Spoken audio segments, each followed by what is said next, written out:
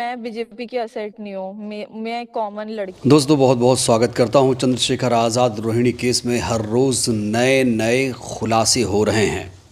खबर ये मिल रही है कि जो रोहिणी घावरी हैं, जिन्होंने चंद्रशेखर आज़ाद के खिलाफ केस दर्ज कराया था, अब उन्होंने प्रधानमंत्री नरेंद्र मोदी से भी इस पूरे मामले की शिकायत दर्ज करा दी है। जी हाँ दोस्तों, साथ ही साथ चंद्रशेखर आज़ाद पर 4 बड़े और गंभीर आरोप लगाए गए हैं। बाकायदा इसको लेकर प्रधानमंत्री को लेटर भी लिखा गया है।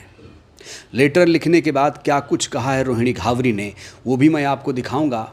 लेकिन सबसे पहले मैं आपको अपडेट देना चाहता हूँ। आपको याद होगा, इस पूरे प्रकरण में जब चंद्रशेखर आज़ाद पर रोहिणी घावरी नाम की लड़की ने आरोप लगाया तो उनसे यही पूछा गया था कि आप इस पूरे मामले को लेकर सोशल मीडिया पर मुद्दा क्यों उठा रही हैं, आप इसको लेकर कोई केस क्यों नहीं दर्ज करा रही हैं। तो उन्होंने कहा था कि हमारी लीगल टीम इसमें काम कर रही है, जल्द ही केस दर्ज कराया जाएगा। और पिछले दिनों उन्होंने राष्ट्रीय महिला आयोग में इसको लेकर शिकायत दर्ज कराई और अब कहा जा रहा है कि उन्होंने यूपी महिला आयोग से भी संपर्क किया। वहीं पर इंदौर पुलिस कमिश्नर को भी उनके पिताजी ने संपर्क किया है। खबर यह भी है कि दिल्ली पुलिस कमिश्नर को भी इसको लेकर लेटर लिखा गया है कि इस पूरे मामले में एफआईआर दर्ज की जाए। तो ये जो लेटर आया है, इसमें क्या कुछ कहा गया है, सबसे पहले आपको ये बताना चाहते हैं। लेटर का विषय देखिए क्या लिखा है। शिकायत विरुद्ध चंद्रशेखर आज़ाद उर्फ रावण पुत्र स्वर्गीय श्री गोवर्धन दास निवासी छुटमलपुर सहारनपुर उत्तर प्रदेश 247/662 सांसद नगीना बिजनौर यूपी द्वारा प्रार्थनी श्रीमती रोहिणी घावरी के साथ जबरन बिना सहमति के शारीरिक यौन संबंध बनाना। पहला गंभीर आरोप बिना सहमति के यौन संबंध बनाना। दूसरा, शादी का झूठा वादा करके शारीरिक और मानसिक शोषण करना। विरोध करने पर जान से मारने की धमकी देना। निजी फोटो और वीडियो सोशल मीडिया पर डालने की धमकी देना। तो ये 4 नए गंभीर आरोप चंद्रशेखर के खिलाफ लगाए हैं रोहिणी घावरी ने, और इसको लेकर उन्होंने दिल्ली पुलिस में शिकायत की है। हालांकि लेटर का कुछ ही हिस्सा यहाँ पर दिखाई दे रहा है, सोशल मीडिया पर भी इन्होंने इस लेटर को संलग्न किया है। प्रधानमंत्री को लेटर लिखने के बाद दिल्ली पुलिस कमिश्नर को शिकायत देने के बाद रोहिणी घावरी ने मीडिया से क्या कुछ कहा है, आइए आपको ये भी दिखाते हैं। सर ऑलमोस्ट 5 डेज हो गए हैं। मैंने महिला आयोग, राष्ट्रीय महिला आयोग को जो अपनी शिकायत है, कंप्लेन की है, 3 माध्यमों से की है। ईमेल किया है, उनकी कंप्लेन का जो पोर्टल है उस पर कंप्लेन किया है। साथ ही साथ मेरे घर वालों ने स्पीड पोस्ट के माध्यम से डेली लेटर भेजा है। तो तीनों ही माध्यम हमारे लॉयर ने कहा, सजेस्ट किया तो वो किए। साथ ही मैंने दिल्ली कमिश्नर को ईमेल किया। साथ ही साथ यूपी की जो महिला आयोग है, क्योंकि उनकी शिकायत थी कि अभी तक यूपी में कंप्लेन नहीं आई है, तो यूपी में भी किया है। इवन यूपी में व्हाट्सएप पे भी उनका एक नंबर है यूपी पोर्टल का, आयोग का, तो उस पर भी किया है। लेकिन अभी तक तो कुछ ऐसा वहाँ से कुछ रिप्लाई नहीं आया है।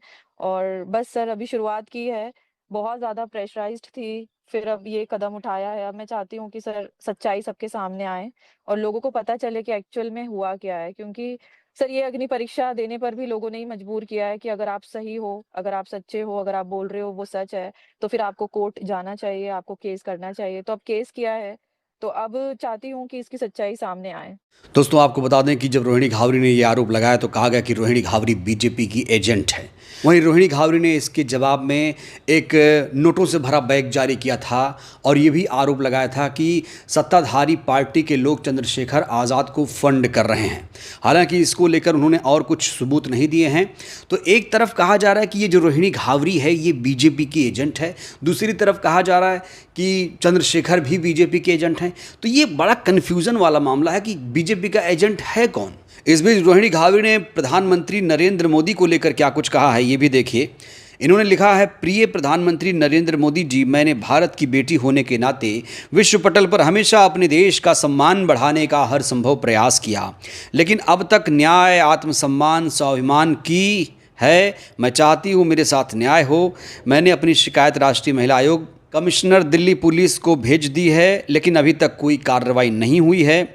इस हादसे ने मेरा जीवन बर्बाद कर दिया और समाज के ठेकेदार एक महिला को ही अपमानित कर रहे हैं।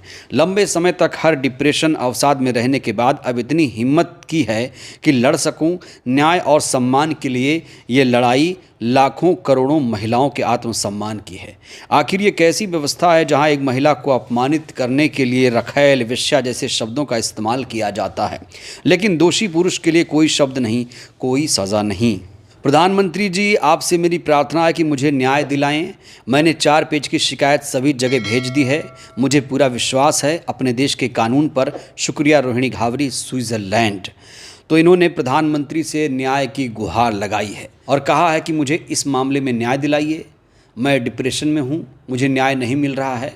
वहीं रोहिणी घावरी से जब ये पूछा गया कि आप तो बीजेपी के नेताओं के साथ दिखती हैं, रोहिणी घावरी पर बीजेपी के एजेंट होने का जब आरोप लगा तो उन्होंने इसको लेकर भी अपनी सफाई दी है।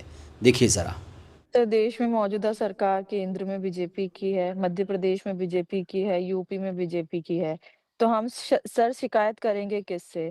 सर यही तो मैं दिखाना चाहती हूँ कि सर मैं बीजेपी की एसेट नहीं हूँ। मैं एक कॉमन लड़की। इस बीच रोहिणी घावरी ने एक और वीडियो सोशल मीडिया पर शेयर किया है जहां पर वो चंद्रशेखर आज़ाद से वीडियो कॉल पर बात करने का दावा कर रही हैं। इस तस्वीर में देखिए चंद्रशेखर आज़ाद की मां भी दिखाई दे रही हैं। हालांकि रोहिणी ने जब ये फ़ोटो शेयर किया तो लोगों ने इस फ़ोटो को लेकर सवाल खड़े किए। कहा, दीदी एडिट की हुई फ़ोटो लगाकर क्यों बदनाम कर रही हैं? इतने अच्छे नेता को इस तरह से लोग कमेंट कर रहे हैं। लोग कह रहे हैं, चंद्रशेखर आज़ाद के जो समर्थक हैं, चाहने वाले, वो कह रहे हैं कि ये फ़ोटो जो है फ़र्ज़ी है। हालांकि रोहिणी घावरी ये दावा कर रही हैं कि उन्होंने वीडियो कॉल पर चंद्रशेखर आज़ाद की मां से भी बात किया है। तो इस वीडियो कॉल को लेकर रोहिणी ने क्या कहा है आपको बताते हैं। रोहिणी ने लिखा है कि चंद्रशेखर की मां ने उन्हें रोहिणी के अलावा सभी महिलाओं का सम्मान करना सिखाया है। एक वक्त इनकी मां मुझे बहुत पसंद करती थी। अपने घर आए हुए अतिथियों को बोलती थी, मेरा बेटा विदेश जाएगा, एक अच्छा जीवन जिएगा, उसे बहुत काबिल लड़की मिली है। अब समझ आता है सब मिले हुए थे मुझे बर्बाद करने में। सबने मेरे दिमाग से खेल भरोसा दिलाया। तो इस तरह की चीज़ें भी रोहिणी घावरी सोशल मीडिया पर शेयर कर रही हैं। हालांकि इससे पहले भी उन्होंने चंद्रशेखर आज़ाद की कई प्राइवेट चैट और वीडियोस लीक करने का दावा किया है। तो एक तरफ तो रोहिणी घावरी हर तरफ शिकायत कर रही हैं, दूसरी तरफ प्रधानमंत्री से इंसाफ की गुहार लगा रही हैं। वहीं चंद्रशेखर आज़ाद ने इस मामले में अभी तक कोई बयान नहीं दिया है। 2 ही टूक कहा है कि हम इस पूरे मामले की लड़ाई कोर्ट में लड़ेंगे। बहरहाल इस वीडियो में इतना ही। क्या लगता है, रोहिणी घावरी और चंद्रशेखर आज़ाद में कौन सच्चा है, कौन झूठा है? और रोहिणी घावरी ने इस पूरे मामले को लेकर जिस तरीके से प्रधानमंत्री से गुहार लगाई है, क्या लगता है रोहिणी को वहाँ से इंसाफ मिल पाएगा? आप लोग अपनी राय दीजिए। बहुत बहुत धन्यवाद।